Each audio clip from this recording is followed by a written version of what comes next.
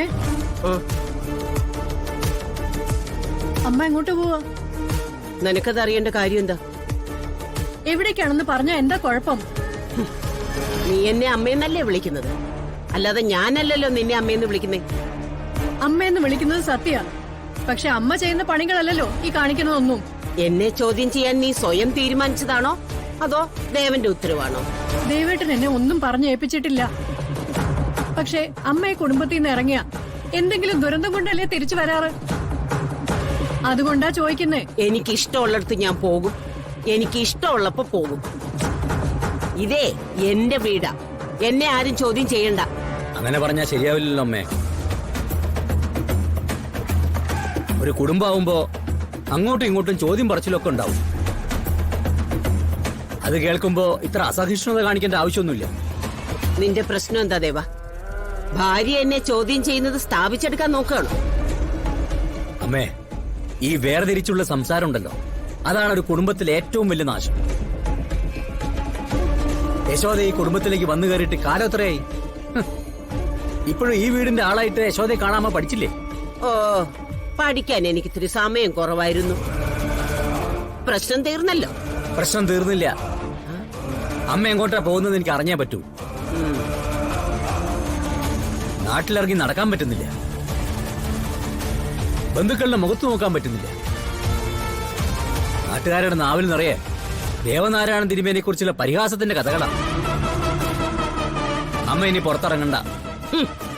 അതിനെ നീ വേറെ ആളെ നോക്കണം ദേവ. എനിക്ക് പോവേണ്ട സ്ഥലത്ത് ഞാൻ പോയിരിക്കും. അതിനിപ്പോഴേ നീയും നിന്റെ ഭാര്യയും കൂടി എങ്ങനെ തടഞ്ഞാലും. അമ്മ പറയുന്ന അനുസരിക്ക്. സുകുമാരിക്ക് ആരെ അനുസരിച്ച് ശീലമില്ലടാ. അങ്ങനെ ആരെങ്കിലും അനുസരിക്കേണ്ടി വന്നാലേ സുകുമാരി സ്വയം തല അങ്ങ് വെട്ടിക്കളയും. കണ്ടോ സാറേ, എന്റെ കൊച്ചിന്റെ കൈ കണ്ടോ?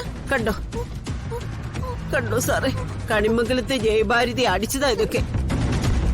പിടിച്ചു മാറ്റാൻ ചെന്ന എന്നെയും തല്ലി സാറേ. ഇത് കണ്ടോ? കണ്ടോ ഈ കൈ? സാറേ, നല്ല തല്ലായിരുന്നു. കൊല്ലാനായിരുന്നു അവരുടെ തീരുമാനം.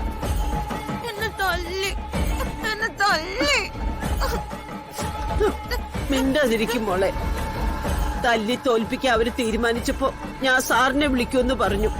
ധൈര്യം ഉണ്ടെങ്കിൽ വിളിച്ചു വരുത്താനാ അവളുമാര് പറഞ്ഞേ.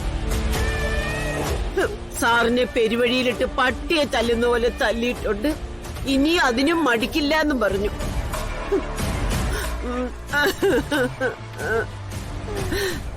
സാറേ, ഞങ്ങളെ ഒരാവശ്യമില്ലാതാ സാറേ തല്ലിയത്.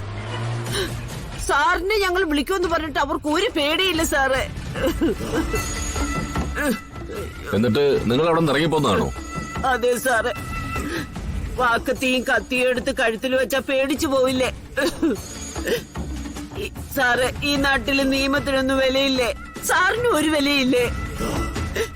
സാറിനെ കൊണ്ട് ഇത് ചോദിക്കാൻ പറ്റിയില്ലെങ്കിൽ സാറ് പറ, ഞാൻ ഇതിനെ കൊന്നിട്ട് എവിടെയെങ്കിലും പോയി ചാടിച്ചാവാ സാറേ. അതൊന്നും വേണ്ട. നിങ്ങളൊരു കാര്യം ചെയ്യും, നേരെ പോലീസ് സ്റ്റേഷനിലേക്ക് പോവുക. എന്നിട്ട് എന്തിനാ സാറേ? അവിടെ നിന്നൊരു പോലീസുകാരെയും കൂട്ടി ഏതെങ്കിലും സർക്കാർ ഹോസ്പിറ്റലിൽ പോയി ഡോക്ടറെ കാണണം. സ്റ്റേഷനിൽ ഞാൻ വിളിച്ചു പറഞ്ഞോളാം. എന്നിട്ട് എന്തിനാ സാറേ? ബാക്കിയൊക്കെ ഞാൻ ഏറ്റു. നിങ്ങളെ ഉപദ്രവിച്ചവര് ഇനി സുഖമായിട്ട് ഉറങ്ങില്ല. പോരെ?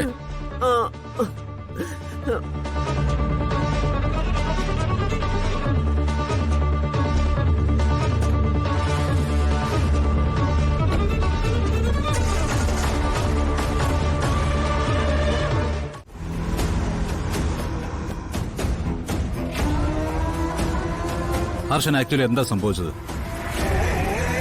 കണിമംഗലം ഗ്രൂപ്പിന്റെ ചരിത്രത്തിൽ ആദ്യമായിട്ടാ ഇങ്ങനെ ഒരു പ്രതിസന്ധി ഉണ്ടാവുന്നത്. How can I face it? Mister Varun, നമ്മൾ തമ്മിലുള്ള ഡീലുകളെല്ലാം പക്കയായിരുന്നല്ലോ. പക്ഷെ ഓർഡർ അനുസരിച്ച് വിദേശത്തെത്തിയ കണ്ടെയ്നർ ഇപ്പോൾ പ്രതിസന്ധിയിലാണ്. പോർട്ടിലെ കസ്റ്റംസ് ക്ലിയറൻസിൽ ഇവിടെ നിന്ന് കൊണ്ടുപോയ ഉൽപ്പന്നങ്ങൾക്കിടയിൽ ആ രാജ്യത്ത് നിരോധിക്കപ്പെട്ട മയക്കുമരുന്നുകളുണ്ട്.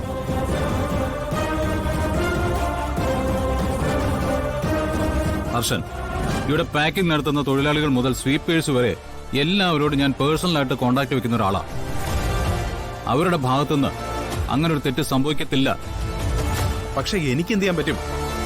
പോർട്ടിലെ റെക്കോർഡ്സ് വരണം കണ്ടതല്ലേ. ഞാൻ മാക്സിമം ട്രൈ ചെയ്യുന്നുണ്ട്. പക്ഷേ ഇപ്പോൾ അവർ കമ്പനിക്കെതിരെ ഫയൽ ചെയ്തിരിക്കുന്ന കേസ് ഏതെങ്കിലും രീതിയിൽ ഒത്തുതീർപ്പാവാതെ ആ കണ്ടെയ്നറിൽ കയറ്റിപ്പോയ സാധനങ്ങൾ പുറത്തിറങ്ങില്ല. ബെഞ്ചമിൻ, എല്ലാം നോക്കി നടത്തിയത് താനല്ലേ? തനിക്കിതിൽ എന്താ പറയാനുള്ളത്? എവിടെയാണ്, ആര് മൂലമാണ് ഇത് സംഭവിച്ചത്? I want a crystal clear answer right now. Sir, I'm also trying for that. പെട്ടെന്ന് വന്ന ഈ പ്രതിസന്ധിയിൽ നമ്മൾ പാനിക്കായിട്ട് കാര്യമില്ല. ഹർഷനുണ്ടല്ലോ, നമുക്ക് ആലോചിച്ചൊരു തീരുമാനം എടുക്കാം. പോർട്ടിൽ കെട്ടിക്കിടക്കുന്നത് നമ്മൾ കയറ്റി വെച്ച ഫുഡ് ഐറ്റംസ് ആണ്. കൃത്യസമയത്ത് അത് പോർട്ടിൽ നിന്ന് ഇറക്കാനും വിതരണം ചെയ്യാനും കഴിയാതെ വന്നാൽ അത് മുഴുവൻ കണിമംഗല ഗ്രൂപ്പിന്റെ നഷ്ടമാണ്. കേസിന് പുറകെയുള്ള നൂലാമലകൾ വേറെയും. Harshan, please do something. ഇവിടുത്തെ അവസ്ഥ നിങ്ങൾ കാണുന്നില്ലേ?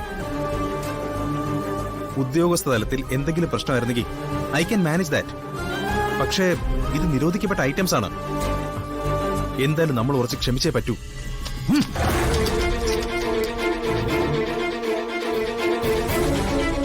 ആർക്കും അറിയില്ല, ആർക്കും ഉത്തരവില്ല. ഒരൊറ്റ ദിവസം കൊണ്ട് മാന്യമായിട്ട് നിന്നിരുന്ന കണിമംഗൽ ഗ്രൂപ്പ് മയക്കുമരുന്ന് കയറ്റി അയക്കുന്ന ഒരു ഏജൻസിയായിട്ട് മാറി. ഇത്രയും കാലം എന്റെ അച്ഛൻ കഷ്ടപ്പെട്ടുണ്ടാക്കിയ ഈ കമ്പനിയുടെ സൽപ്പേര്, ഓൾ റെപ്യൂട്ടേഷൻ എല്ലാം ഇല്ലാതായി.